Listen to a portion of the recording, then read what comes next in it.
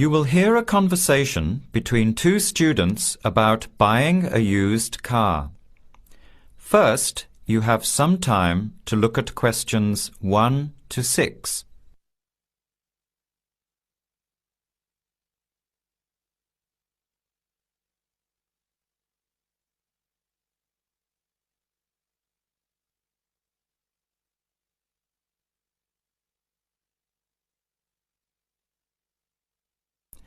Answer the questions as you listen.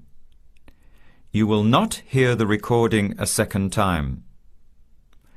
Listen carefully to the conversation and answer questions 1 to 6.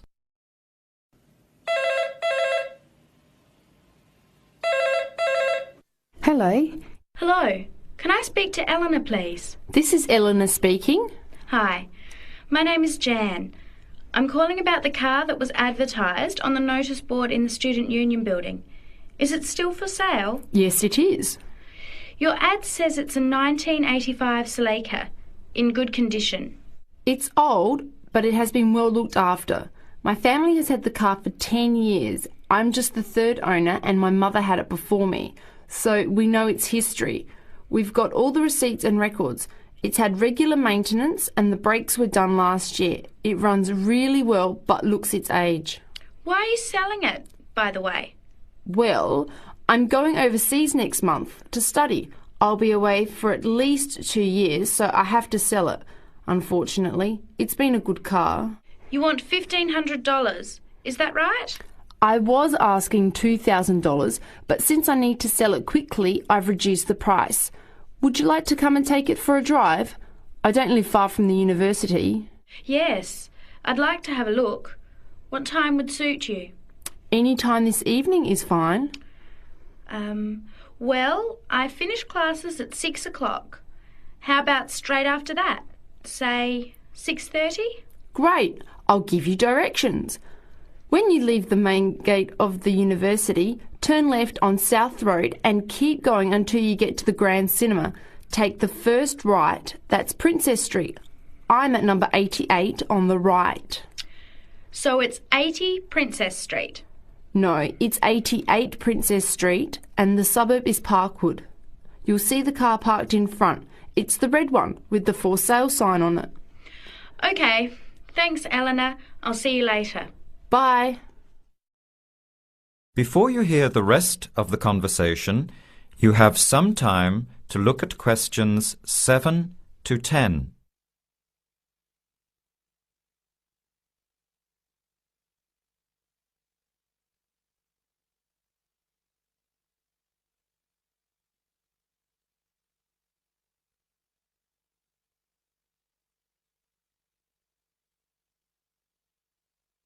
Later that day, at the university, Jan meets up with her friend Sam and tells him about the car. Hi, Sam. Hey, Jan. What's happening? I'm glad I ran into you. I've decided I have to get a car. You're going to buy a car? Do you really need one? I'd probably still be driving, except that my car broke down last year. Instead of getting another one, I just moved closer to the university and went back to riding a bike. Better for the environment, better for my health, and I save a lot of money. Did it really cost that much? Well, when you think of registration, insurance, rising petrol costs, parking plus maintenance and repairs, it adds up. I know it's going to be expensive, but I really need my own transportation. It takes half an hour by bus each way to university as it is. But now I'm working at night in the city. There's no way I want to hang around waiting for a bus late at night, then walk 3 blocks home alone. Hey, I think you've got a point there. So what kind of car are you looking at? It's an 85 Celica, same kind as I used to have. The owner's asking $1,500. That's pretty old. How many kilometres has it done? You know, I forgot to ask. I'll have to check tonight when I go to see it. Would you be able to come with me to have a look? At about 6:30? Sure, I'll come, but I don't know a lot about cars. I do know one thing, though. I wouldn't buy an old car without having a mechanic look at it first. That's a good idea. But won't it cost a lot? Not really. You can get a check done through the Automobile Association for $80, and it comes with a report on the condition of the car. It can save you a lot of money in the long run. I'll keep that in mind. So we have to get to Parkwood at 6:30. Do you want to take the bus? It goes straight down South Road every 15 minutes. Or maybe we could walk. I don't think it's that far. Actually, I could borrow my roommate's motorbike for an hour or so. He's working all evening in the library. Do you think he'd mind? No way. He owes me a favour or two. Okay, great. See you at 6, outside the student centre. That is the end of part 1. You now have half a minute to check your answers.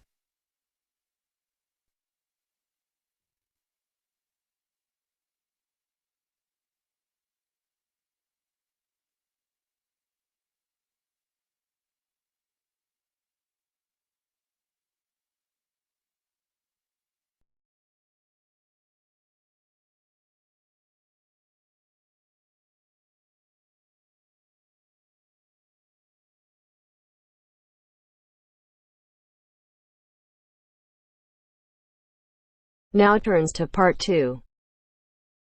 Part 2. First, you have some time to look at questions 11 to 15.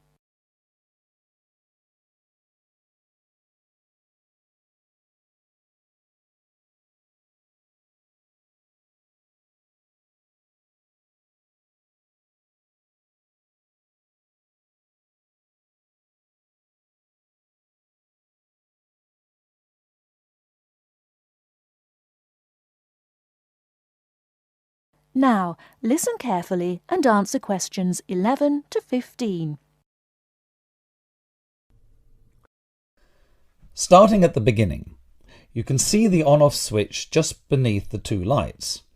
Having turned the machine on, these lights now become very important. When the light on the left has gone out, you can begin making coffee, as it means the water is now hot enough. Next to that is the water level light. If this is illuminated, it means the machine does not have enough water.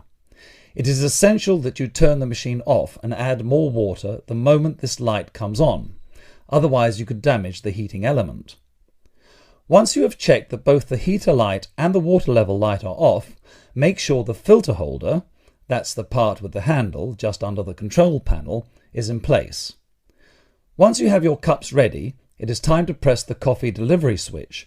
That's the button just above the filter holder beside the boiler meter. Remember to take a quick look at the meter as it tells you the exact temperature of the water. On both the left and right hand side of the machine, on the same level as the filter holder, you can see the steam pipes used for heating milk. These steam taps need to be cleaned regularly to avoid blocking. And finally, if you do spill any coffee, don't worry. Just make sure that the drainage pipe at the bottom of the machine is leading into a sink or a suitable waste container. As with the steam taps, the drainage pipe needs regular cleaning.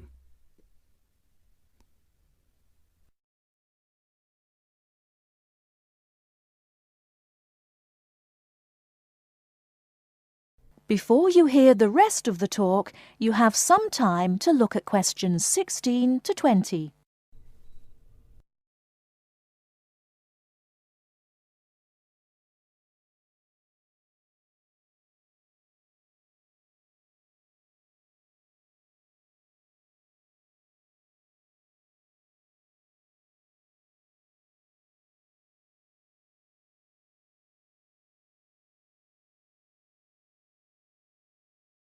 Now listen and answer questions 16 to 20.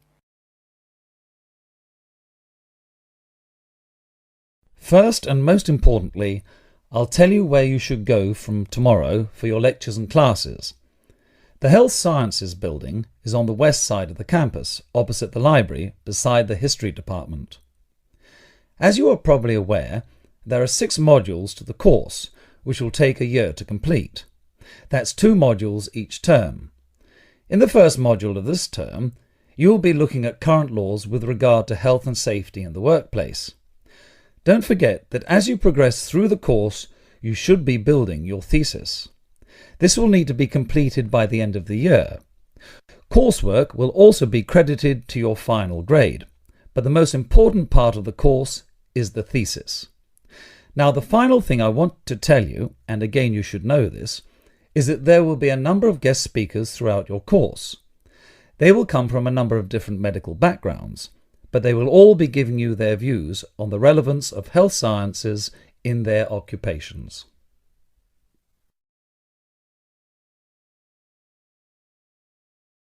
That is the end of part 2. You now have half a minute to check your answers.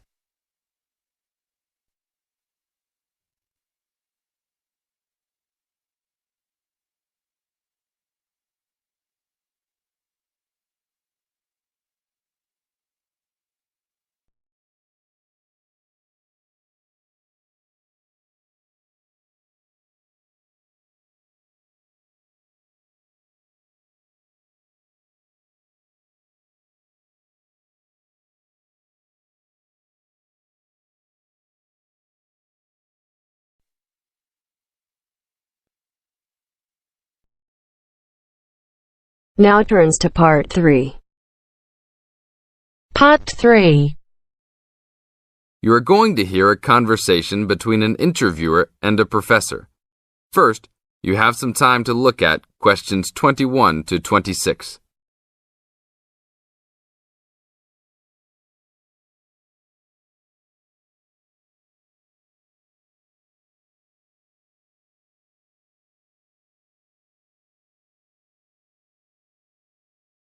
Now listen to the tape and answer questions 21 to 26. Today I'm here with Professor Nittick, who is our new university president. He has been a professor for 20 years and teaches many of the best classes on campus. I know many of you have had him as a teacher and know of his brilliance. Good morning, Professor Nittick.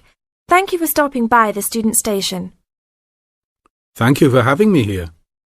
It is always great to get to meet many of the students who are involved with our school. I haven't been here since 2 years ago. Yes, I remember at that time you were still teaching every semester.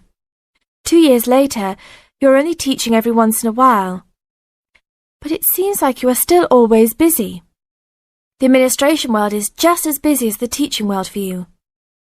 How do you stay in touch with the university, even with the change in your everyday duties? I try to stay in touch with what is popular with the university students. I usually spend time with as many students as I can. They usually give me insight into what the new concerns and beliefs are for the new generation. On top of that, I try to be as youthful as I can. I consider myself to be youthful, at least for my age. So I always have a good time and try to stay young. I try my best to not just be a teacher, but also participate in university life. Interesting. So, are you still doing lots of academic work, or are you mostly concentrating on administrative affairs? Well, I mostly do administrative affairs now, but that doesn't mean that I still don't have a very deep interest in academic matters. I often visit other campuses around the world and meet other professors in my field. I learn the most by travelling and seeing the different places of the world and the different fields of thought. I even did a television programme last month in Manchester. Will you be on television any time soon then? Well, you can call the television station and see if I will be on television any time soon. Maybe I will be on the news report. I don't think it is really that significant, though. Oh, really? That sounds great. I will remember to look out for you. Let's move on. With all your busy travelling recently, how do you find time for your personal life? I try to keep my university life separate from my personal life. Sometimes it's hard to find time to just take my wife and 3 kids out for a family dinner, but usually we all manage to get together every few days. I'm taking a few weeks off next month to take my family down to South America, to Brazil for a few days. I can't wait to just sit on the beach. Wow, that sounds like a wonderful trip. Professor Nittick, could you tell the audience a little about what goes on in an average day of a university administrator? An average day? Oh, I don't think there is such thing as an average day for me. The last few weeks I've been travelling all the time. I can be in Los Angeles in the morning and in New York by the afternoon and back to Los Angeles by the evening. Sometimes I will spend the whole week at a new university, showing the new administrators the ins and outs of running a university. Sometimes I can spend the whole day in the office on the phone, so there really is no average day for me. I guess that is because I do so many different tasks. Sorry to let all the viewers down, but that is the plain truth. Now look at questions 27 to 30.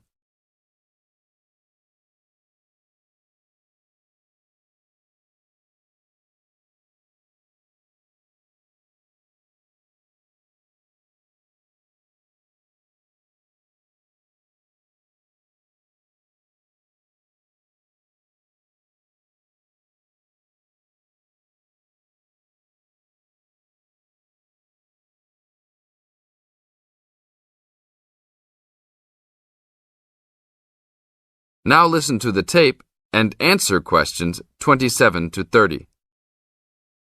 Well, I guess I can sum it up for them. You are a busy man.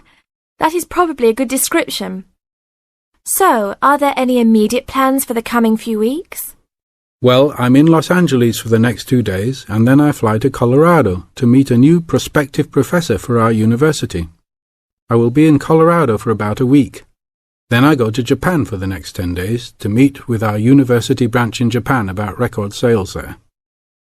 After that, I return to Los Angeles for a week, just in time for the graduation of the class of 2001. There you have it, my next month's schedule. Thank you very much, Professor Nittick. I always enjoy having you on our show. We hope to have you back on our show next time.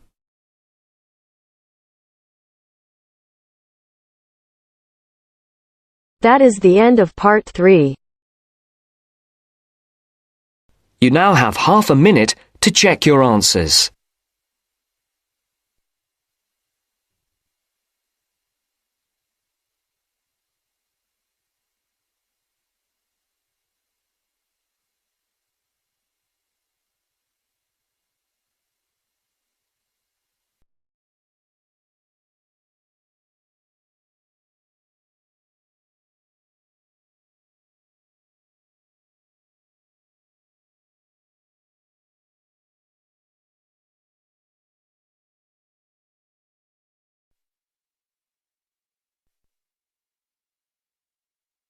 Now turns to part 4.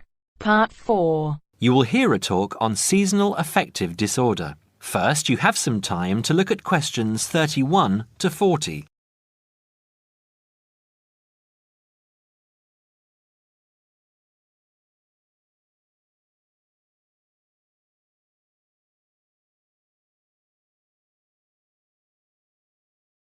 Now listen carefully and answer questions 31 to 40. In the past few years, a new condition has been identified and given a name, SAD, short for Seasonal Affective Disorder. This is now recognized as a distinct kind of clinical depression, where people become depressed at the onset of winter, accompanied by a craving for sweet things, causing weight gain. Each spring and summer would then bring on almost maniacal highs and feelings of boundless energy and happiness. Experiments to combat this depression showed that increased exposure to bright light in humans could suppress their production of a darkness-related hormone called melatonin. The light needed to induce this change was about 2,000 lux, or about 4 times brighter than ordinary household lighting. It was then calculated that if bright light could suppress melatonin secretion, then it might have other effects on the brain, including the reversal of symptoms of depression. While melatonin's precise role in SAD has not been pinned down, the theory led to effective treatment. Not surprisingly, SAD affects more people where winter nights are longer and days shorter. In the UK, an estimated 500,000 adults develop full-blown SAD in winter, and twice this number suffer the milder condition called subsyndromal SAD. About 80% of sufferers improve when given light therapy, and improvement usually comes within 2 to 4 days. Scientists are still unsure why winter depression happens, but more than a decade of research has turned up some surprising findings. Nearly 80% of SAD victims are women. Researchers are uncertain why this is so. SAD can affect people at any age, but typically it begins around the age of 20 and becomes less common between 40 and 50. SAD is comparatively rare in children and adolescents, but so far researchers have been unable to come up with a logical reason for this. As many as half of SAD sufferers have at least one family member with depressive illness, suggesting that the depression has a genetic component. Some patients experience shifts in their body clocks when they're depressed in winter. They are morning people at one time of the year and become evening people at another. What is the underlying difference between SAD sufferers and others? A clue can be found in carbohydrate craving, a common symptom. People often become obsessed with chocolate, for example. Carbohydrates alter brain chemistry by increasing the level of a soothing chemical called serotonin, a neurotransmitter that carries signals between brain cells. SAD sufferers crave carbohydrates because they may need serotonin to lift their mood. This craving can be intense, in fact, an addiction. It may be that the serotonin system of the brain has problems regulating itself during the winter.